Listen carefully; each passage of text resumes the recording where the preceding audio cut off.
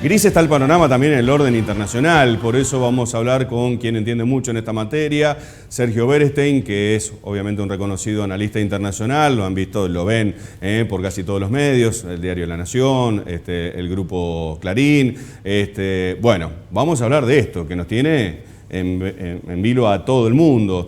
Esta nueva escalada de violencia, luego de enviar a Estados Unidos, por orden del presidente Trump, de aniquilar, de matar, ni más ni menos a uno de los generales de mayor renombre y jerarquía de la República de Irán. Sergio, ¿qué tal? Muy buen día, ¿cómo te va? Horacio Moglia te saluda aquí en el Explorador de Canal 9. Buen día y gracias por atendernos, ¿sí? ¿Cómo estás? Muy bien, ¿qué tal? Buenos días.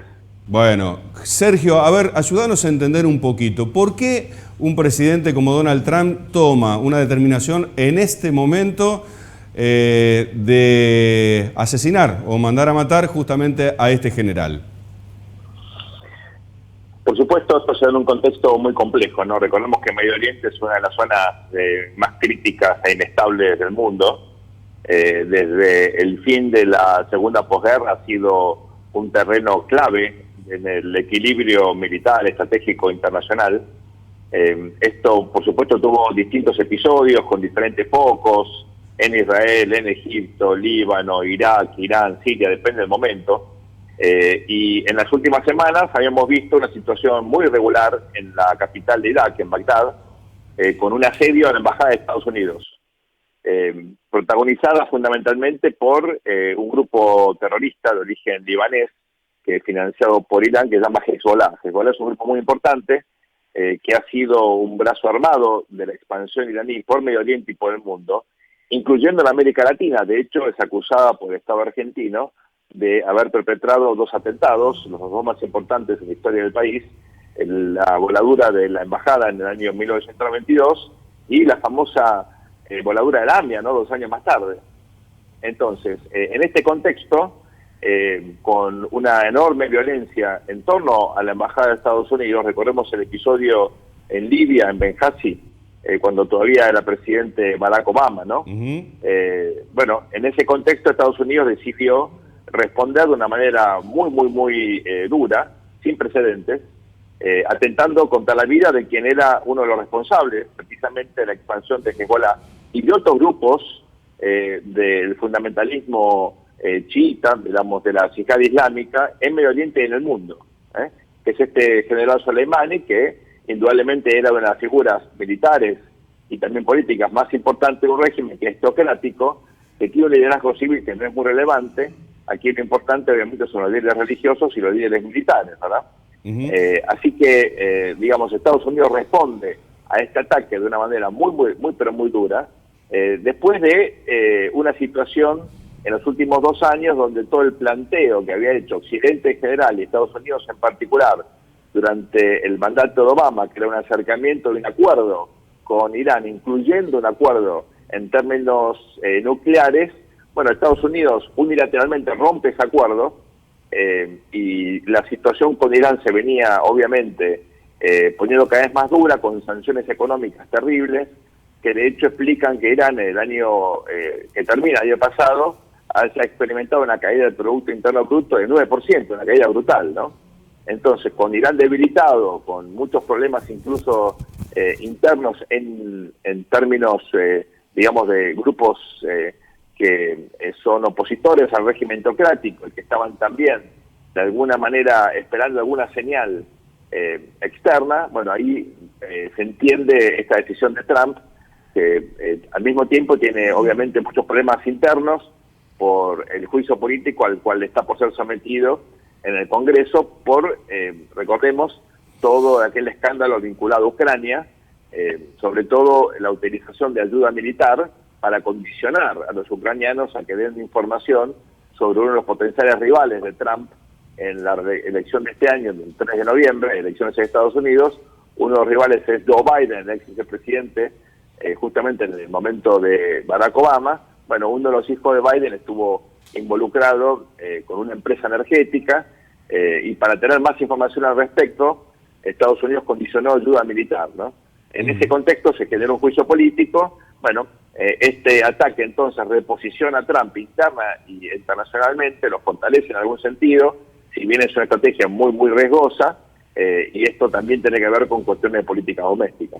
Leía también este fin de semana en Diario Clarín, creo que fue en el artículo que habitualmente ocupa Alejandro Borestein, acerca de la tranquilidad, del goce de aquellos países desarrollados, ¿no? De lo que nada pasa, del aburrimiento, y siempre hay que despertar con un cachetazo cuando algo extraño rompe esa tranquilidad del no saber qué hacer con la vida de uno mismo, hablando mal y pronto, no sé si lo leíste, a ese artículo, y que una guerra justamente reposiciona internamente a esos ánimos imperialistas, ¿no es cierto?, en cierta medida que tienen los países desarrollados, y bueno, empiezan a salir de la rutina aburrida que tienen estos países. ¿Algo de esto se da?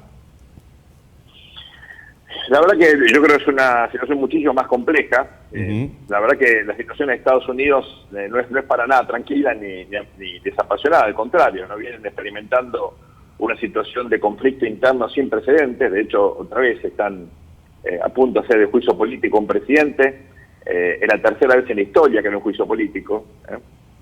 O sea, no es algo muy frecuente, y esto, digamos, tengamos en cuenta que pone en un estado de debilitamiento, ¿no?, al liderazgo norteamericano. No estoy diciendo que este ataque se explique solamente por esta cuestión, pero indudablemente está de alguna manera generando un nuevo fenómeno internacional que le permita a Trump reposicionarse y de hecho revertir una política que lo caracterizó hasta ahora, que fue desinvolucrarse de Medio Oriente. Él quería retirarse de Irak, de hecho lo hizo, ¿no?, desinvolucrarse de Siria. Hace un poquito más de un mes, en una decisión pero muy criticada y polémica, se había retirado del norte de Siria y había dejado sin apoyo a los kurdos, que habían sido un aliado histórico de los Estados Unidos, por lo menos en las últimas 3 décadas, con el riesgo de que los kurdos sufrieran obviamente una limpieza étnica, sobre todo por parte de los turcos, ¿verdad? Justo en el límite con Turquía están los kurdos, hay kurdos también como minoría en Turquía, es un fenómeno, digamos, étnico de conflicto que se lleva mucho tiempo. Bueno, a pesar de todo eso, Estados Unidos se venía retirando, y esta reacción de Trump un poco, digamos, revierte esta política de desinvolucramiento y pone de manifiesto que estamos ante un líder que tiene características muy singulares, puesto que lejos de tener una estrategia clara, bueno, su comportamiento está caracterizado por la imprevisibilidad, ¿verdad? Y para rivales estratégicos, China, Rusia, de envergadura, u otros menores, como Corea del Norte, por ejemplo, bueno, tener un líder de estas características enfrente es muy complejo porque uno nunca sabe cómo puede reaccionar, ¿verdad? Entonces yo diría, acá hay un reposicionamiento en el rol de Estados Unidos, que fue uno de los protagonistas digamos, de la Guerra Fría, terminó siendo una potencia hegemónica por aproximadamente una década, entre el 1989 y el 2001, y a partir del ataque a las Torres Gemelas, con su sobreexposición primero en Afganistán, luego en Irak, luego con la crisis económica del 2008, y luego con un proceso de reversión de su liderazgo global, primero con Obama y ahora con Donald Trump, bueno, se está como retirando, ¿verdad? Y no hay que confundirse, este ataque no implica un involucramiento mayor de Estados Unidos, sino básicamente un foco en una situación más defensiva. Puede que esto salga mal y Estados Unidos tenga que involucrarse ahora en una guerra, digamos, de largo aliento en Medio Oriente, no lo sabemos, pero en principio hay que mirar esto en el contexto de un cambio importante de Estados Unidos, que es parte ahora de un mundo multipolar, o como dicen algunos autores, de un mundo apolar, donde no hay muchos poderes, sino que directamente no hay poderes. Tal cual. No hay ningún poder hegemónico, y eso, por supuesto, complica muchísimo el escenario internacional. Sergio, un gusto poder charlar con vos. Vos sabés que Estados Unidos siempre se caracterizó por la manipulación, no solamente política de los países de Medio Oriente, sino también económica, y obviamente todos entendemos que hay ciertos intereses que van más allá de nuestra comprensión y que obviamente el presidente Donald Trump, bueno, los tiene muy pero muy claros. La muerte de Soleimani ha sido, este general iraní, ha sido realmente de una repercusión importante, porque vos fíjate que Estados Unidos lo apoyó cuando Irán se quería liberar del terrorismo de Al-Qaeda, y este general en particular formó parte del brazo armado que junto con Estados Unidos recuperan Irán, o algunas regiones de Irán la recuperan del terrorismo. Y fundamentalmente en este momento, hoy, parece que no le servía a los intereses norteamericanos y obviamente la vida de este general fue dejada de lado. Lo cierto es que lo que preocupa es cuál es el hueso que persigue Estados Unidos, puede ser petróleo, pueden ser otros los intereses que persigue Estados Unidos detrás de todo este movimiento y todo este intercambio que se produce al borde de quizás una guerra que puede costar mucho más que lo que se ha tenido o se piensa que puede llegar a alcanzar, ¿no? A ver, extrememos un poco las cosas. Estados Unidos ya no necesita el petróleo del mundo, todo lo contrario. Es autosuficiente en materia energética. Esto tiene que ver fundamentalmente con la revolución de la industria no convencional, el cracking, digamos un modelo de explotación petrolera parecido al que nosotros queremos ahora establecer en Vaca Muerta, que es polémico en materia ambiental, pero muy eficaz en términos de generar excelente energía. Entre esa, digamos, producción local de Estados Unidos, la producción obviamente también más diversificada de energía, sobre todo por energía renovable, y cambios tecnológicos que tienden a moderar el uso de energía en la nueva economía, digamos, digital, todo esto le permite a Estados Unidos hoy ser exportador de energía. Es decir, ya no necesita el petróleo de Medio Oriente. Esto es muy importante. En todo caso, quienes necesitan ese petróleo son los europeos, pero no los norteamericanos.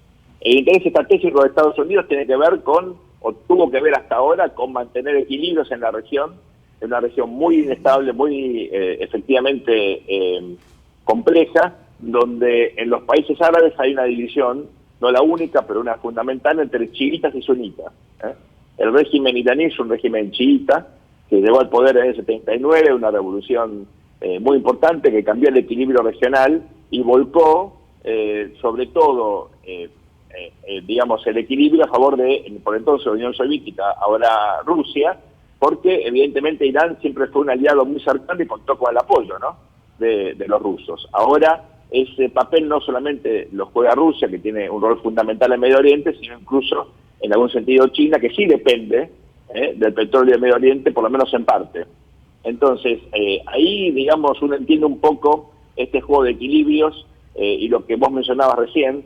Es cierto que para aplacar al terrorismo sunita, por ejemplo, Al-Qaeda era un grupo sunita, o el Estado Islámico también era de origen sunita, ahí hubo un acuerdo, digamos, más bien táctico, ¿no?, entre Estados Unidos y grupos chiitas, incluyendo Irán, que perdía en el equilibrio del Medio Oriente justamente por la popularidad que tenían grupos terroristas muy violentos como el Estado Islámico.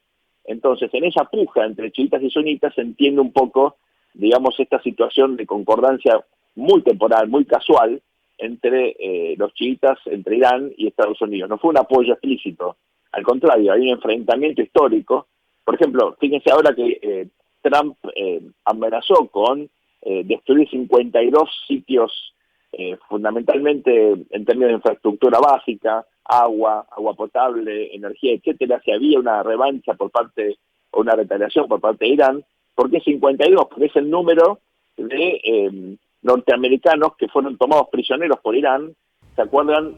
Justamente cuando fue la elección de Ronald Reagan en 1980. Es decir, aquel episodio al final del gobierno de Jimmy Carter es tomado ahora por Donald Trump como símbolo de lo que significa desafiar el poder de Estados Unidos. Entonces, esto tiene más que ver con una cuestión militar que económica, ¿verdad? Bien, quedó claro. Sergio, desde ya agradecemos enormemente tu participación, como siempre muy gentil cada vez que te convocamos. Y la última, así bien cortita, sería una especie de retirada o intención de retirada con demostración de poder, como diciendo, ojo, nos vamos retirando de acá, pero no te metas con nosotros porque en clave te digo 52, en clave te devuelvo los contratistas que me bajaste, etcétera, etcétera, etcétera. Esta es la intencionalidad que vos ves de fondo.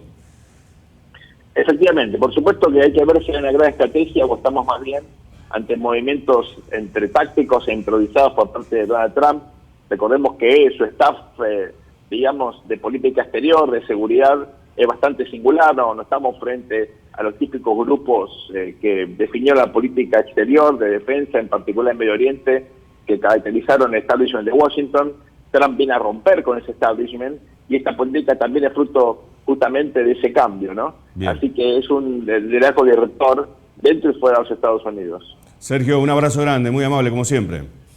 Igualmente, buen año y muchas gracias por llamar. Igualmente, buen año. Sergio Beresten, entonces, analista internacional, dándonos un poco gráficamente lo que está sucediendo en Medio Oriente y que la Argentina no está exenta de todo esto, porque bien mencionaba, ya está Rusia metido, ya está China metido, por los intereses que te mencionaba, en Estados Unidos en ese intento de retire, de desinvolucramiento, pero anunciando el poder sigue siendo nuestro. O sea, nosotros nos vamos retirando, pero ojo que si te venís para este lado, nos vamos con una despedida de esta naturaleza. Y Argentina, que ya reforzó los mecanismos de seguridad, porque ahí empezamos a temblar justamente los países que no la vemos ni la tocamos, pero que sabemos que somos muy perceptibles, endebles en materia de seguridad para recibir algún que otro señal que tiene que ver con el movimiento geopolítico, ¿no? A nivel internacional.